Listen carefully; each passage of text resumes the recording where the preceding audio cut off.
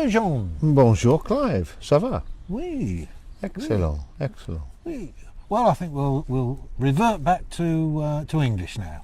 Indeed, indeed. Well, tell us a bit about the technicalities of it. What size engine is it? Well, this particular model is the 660, which is all of 49cc. The original ones were 45, but it's been increased, a big bore version, to 49cc. What power output's that then? It staggers, I think, to about the dizzying heights of 0.9 bhp. Mm.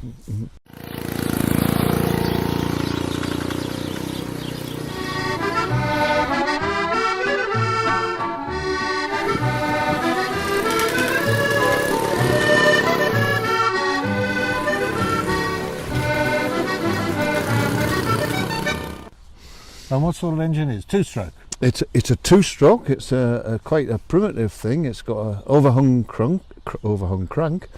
Yes, and a deflector top piston, which is the way that they made two-strokes earlier on. They hadn't really sort of worked out the method of trying to get gases to circulate in the cylinder without having a deflector fastened to the top of the piston. So it's not really very efficient in that sense then? No, well they reckon that the pistons used to get horrible hot spots because of the strange shape of the thing. So it's quite early two-stroke technology, but it runs all right. Yeah. And you said it's got an interesting sort of not carburetor. Yes, the machines of VeloSoleX, the Solex part is the same as Solex carburetors, which a lot of people will have had on their cars over the years. Right. But funnily enough, the carburetor on the Solex, which is made by the same company, although it mixes fuel and air, it does it slightly differently. It doesn't have a float to maintain the fuel level.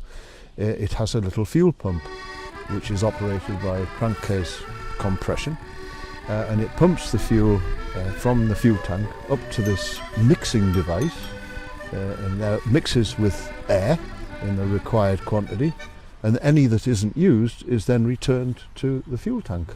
A bit like a modern diesel, I suppose, a common rail type thing. So, maybe. Yeah. And what about the drive? That's a bit unusual compared with a conventional motorbike, yeah? The engine has a direct drive to a friction wheel, which is lowered onto the tyre, directly onto the tyre. So this small drum thing rotates and then turns the wheel.